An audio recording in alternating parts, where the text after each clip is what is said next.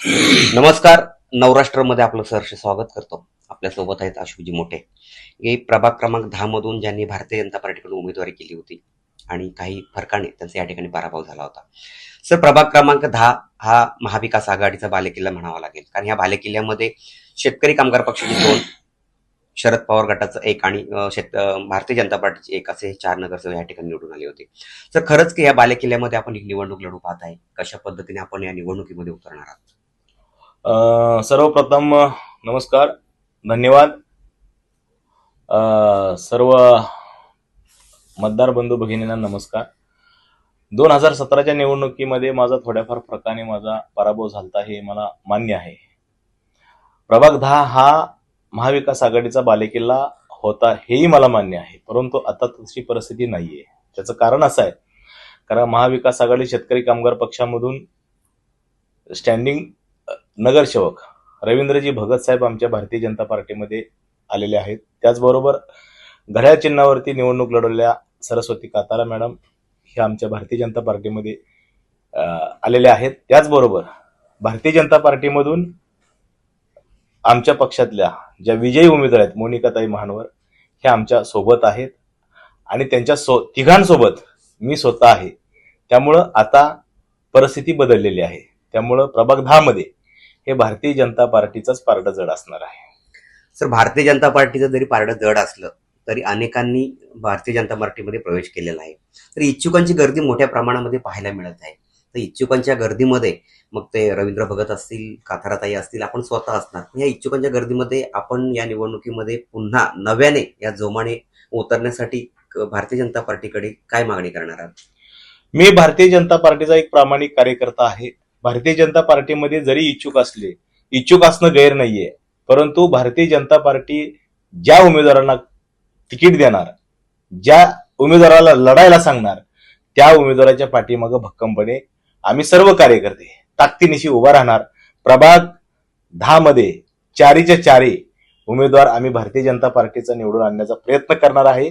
त्याचबरोबर पूर्ण कळंबली शहरामध्ये भारतीय जनता पार्टीचे शहर अध्यक्ष अमरजी पाटील साहेब यांच्या नेतृत्वाखाली 12च्या 12 आणि प्रभाग 9 मधले 4 सगळे उमेदवार आम्ही निवडून आणण्याचा प्रयत्न करणार आहे, आमदार प्रशांतदादा ठाकूर साहेबांच्या मार्गदर्शनाखाली. आपण माथाडी कामगारांचं या ठिकाणी नेतृत्व करताय. अनेक माथाडी कामगारांचे प्रश्न या प्रभागामध्ये प्रलंबित आहेत. तर त्यांना एक वाव देण्यासाठी किंवा त्यांच्या समस्या सोडवण्यासाठी आपण कितपत या ठिकाणी प्रयत्न करणार आहात? खऱ्या अर्थानं मी स्वतः माथाडी कामगार होतो. माझे वडील माथाडी कामगार होते. मी माथाडी कामगाराचा मुलगा आहे. मी नक्कीच ह्या सिस्टीम मध्ये गेल्यानंतर, महानगरपालिकेच्या निवडणुकीनंतर माथाडी कामगारांच्या वेगवेगळ्या संघटना आहेत, वेगवेगळे नेते आहेत. ह्या सर्व नेत्यांना, सर्व पक्षीय नेत्यांना एकत्र आणून एका छताखाली कष्टकरी वर्गांसाठी मी सर्वांना एकत्र येण्याचं आवाहन करून त्या एकत्र आणून त्या माथाडी कामगारांना नक्कीच न्याय मिळवून देण्यासाठी कटिबद्ध राहणार होतो, आहे आणि राहणार. त्याच्याबद्दल शंका असायचं काही कारण नाही. माथाडी कामगाराच्या ज्या संघटना आहेत ह्या वेगवेगळ्या पक्षाशी कनेक्ट जरी असल्या तरी फक्त कष्टकरी वर्गांसाठी मी त्यांना एकत्र आणण्याचा प्रयत्न करणार आहे.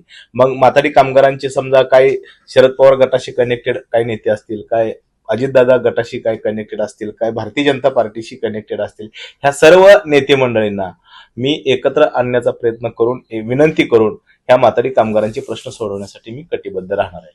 एक शेवटचा प्रश्न आहे की जो प्रत्येक एखाद्या निवडणुकीमध्ये किंवा ध्येय धोरण साध्य करण्यासाठी एखाद्या संघटनेमध्ये किंवा एखाद्या पक्षामध्ये जात असतो, तर राजकीय, सामाजिक, शैक्षणिक, कला, क्रीडा क्षेत्रात जर आपण अग्रेसर आहातच, तर या कशा पद्धतीने या निवडणुकीला सामोरे जाणार आहात किंवा ही निवडणूक आपण का लढू पाहत आहे?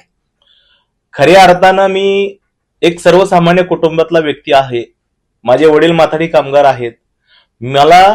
आम्ही 300-400 किलोमीटर एवढ्या दूर का आलोय, कारण आमच्याकडे तिकडे रोजगार उपलब्ध नाही, दुष्काळग्रस्त भाग आहे, म्हणून आम्ही ह्या ठिकाणी आलेलो आहे.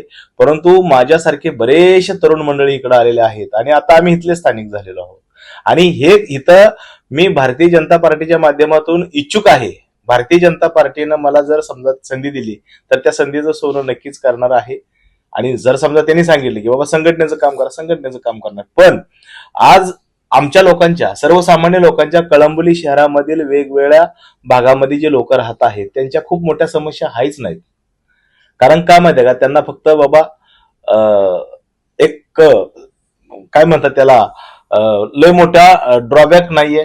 कारण का त्यांच्या मोठ्या अपेक्षा नाहीत. त्यांच्या प्रॉब्लेम काय आहेत, शाळेचं ऍडमिशन, पोलीस स्टेशनचं छोटं मोठं, शेजारी पाजाऱ्याचं भांडण आणि आरोग्य, एवढ्याच गोष्टी आहेत. पण ह्या सगळ्यावरती जर मात करायचं, त्यांचा एक हक्काचा माणूस म्हणून माझ्याकडे बघितलं जाते असं मी समजतो. आणि ह्या बघण्याला मी त्यांच्या कुठल्याही विश्वासाला तडा नाही जाऊन देणार. कारण का ते माझ्याकडे ज्या आशेनं अपेक्षेनं बघतायत त्या अशा अपेक्षा त्यांच्या नक्कीच मी पूर्ण करण्याचा प्रयत्न करणार आहे. धन्यवाद सर. आपल्यासोबत होते प्रभाग क्रमांक 10 मधील इच्छुक उमेदवार म्हणून ज्यांच्याकडे पाहिलं जातं असे अशोकजी मोठे. निवडणूक हा लढू पाहताय तर राजकीय, सामाजिक, शैक्षणिक, कला, क्रीडा क्षेत्रातील जे जे नागरिक आहेत त्यांच्या अडीअडचणी किंवा त्यांच्या गरजा या त्यांच्याकडून पूर्ण व्हाव्यात. जर भारतीय जनता पार्टीने जर त्यांना संधी दिली तर त्या संधीचं सोनं या ठिकाणी नक्की करतील असं या ठिकाणी त्यांनी सांगितलेलं आहे. मी स्वतः सुनील पाटील, तर कॅमेरामन आसिम शेख.